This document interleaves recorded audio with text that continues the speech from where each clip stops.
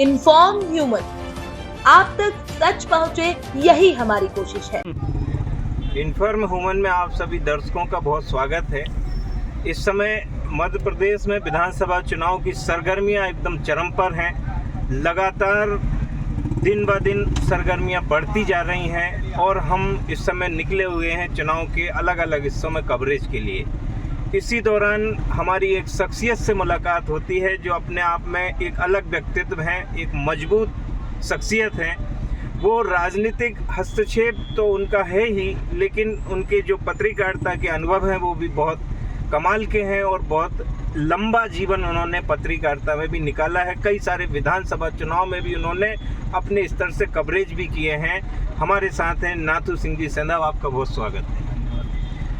आज हम बात करेंगे आपके दोनों अनुभव के आधार पर, राजनीतिक और पत्रकारिता के अनुभव के आधार पर। पहले मेरा प्रश्न ये है कि यदि पत्रकारिता के दृष्टिकोण से आप देखते हैं तो इस समय चुनाव का क्या माहौल चल रहा है?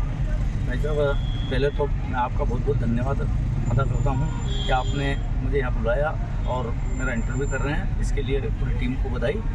साथ ही जो ये चुनाव है भाजपा और कांग्रेस के लिए, दोनों के लिए ही बागली में करो और मरो के लिए लेके चुनाव चल रहा है जी। दोनों ही इस बार नए उम्मीदवार हैं। दोनों ही पार्टी ने अपने अपने उम्मीदवार दोनों नए हैं और एक और भारतीय जनता पार्टी ने संघ से आए हुए व्यक्ति को अपना उम्मीदवार बनाया, तो दूसरी ओर जिस व्यक्ति को वो पुलिस विभाग से हैं और उनकी भी क्षेत्र में अच्छी पकड़ है। इसलिए दोनों ही उम्मीदवार फ्रेश है और अब देखना ये है कि इन 15-20 दिनों में वो कितने लोगों तक पहुंचकर अपनी बात आम जनता तक पहुंचा सकते हैं। ये निश्चित तौर से आपने जो जवाब दिया, ये पत्रकारिता के दृष्टिकोण से एकदम निष्पक्ष जवाब आपने दिया, निष्पक्ष समीक्षा आपने की कि दोनों ही प्रत्याशी नए हैं और दोनों के लिए बड़ी चुनौती है। जी भाई। अब यदि राजनीतिक दृष्टिकोण से देखा जाए तो आप एक विशेष दल से आप जुड़े हुए हैं, आप स्वयं भी सरपंच हैं और साथ में सरपंच संघ के अध्यक्ष भी हैं, जो कि आपके पूरे जो क्षेत्र है उसमें 110 पंचायतें आपसे जुड़ी हुई हैं, उन सब का भी आप नेतृत्व करते हैं। यदि राजनीतिक दृष्टिकोण से देखा जाए तो किस तरह के समीकरण बन रहे हैं? भारतीय जनता पार्टी का बागली ऐसे सन 62 से आज तक गढ़ रहा है।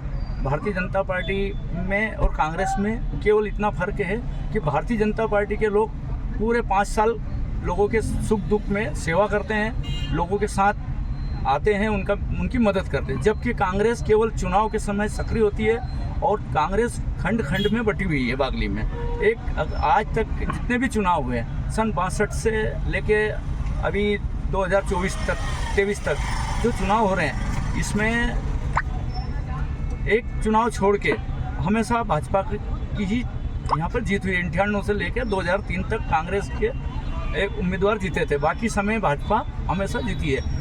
परंतु कांग्रेस केवल उसी समय आती है जब यहाँ पर चुनाव होता है और घाट नीचे वाले को मिल जाए तो ऊपर वाला नाराज, ऊपर वाले को मिल जाए तो कांटापोट सतवास वाले नाराज। ऐसे एक दूसरे को हराने में लगे रहते हैं और इसी का फायदा भारतीय जनता पार्टी को मिलता है। एक मेरा अंतिम सवाल है, क्योंकि जब आप पत्रकारिता में एक दौर था जब आप पूरी तरह सक्रिय थे, तो केवल चापड़ा और बागली ही नहीं, जिले की भी पत्रकारिता में आप कहीं ना कहीं सक्रिय रहते थे। मैंने भी आपके साथ काम किया है। तो यदि उस दृष्टिकोण से मैं एक अंतिम सवाल आपसे पूछूं कि खातेगांव विधानसभा में जो समीकरण बने हुए हैं, आशीष शर्मा और दीपक जोशी आमने सामने हैं, जो कि कभी एक ही पार्टी में बैठ के चुनाव की रणनीतियां बनाया करते थे, आज ये माहौल है, आपको क्या लगता है वहाँ पे? ऐसे तो माननीय दीपक जोशी ने पार्टी छोड़ के कोई अच्छा काम नहीं किया। उनके जो पिताजी ने भारतीय जनता पार्टी का बीजारोपण किया था, उस पर कहीं ना कहीं उन्होंने अपने स्वार्थ के लिए बट्टा लगाया।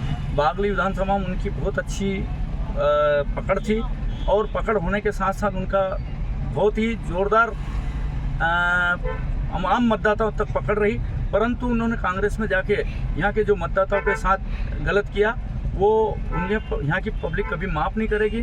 इस वर्ष के चुनाव में आज नामांकन भाजपा के उम्मीदवार के द्वारा जो नामांकन दाखिल किया गया, उसमें आज देखने को ये मिला कि जोशी गुट का अंत हुआ और महाराज गुट आज फिर सक्रिय दिखने लगा बागली विधानसभा में।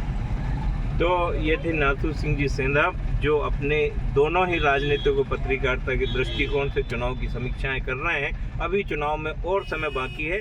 निश्चित तौर से एक बार फिर हम कभी ऐसी मुलाकात करेंगे और आपसे चर्चा करेंगे। आपका बहुत धन्यवाद। धन्यवाद। मुझे काम करता हुआ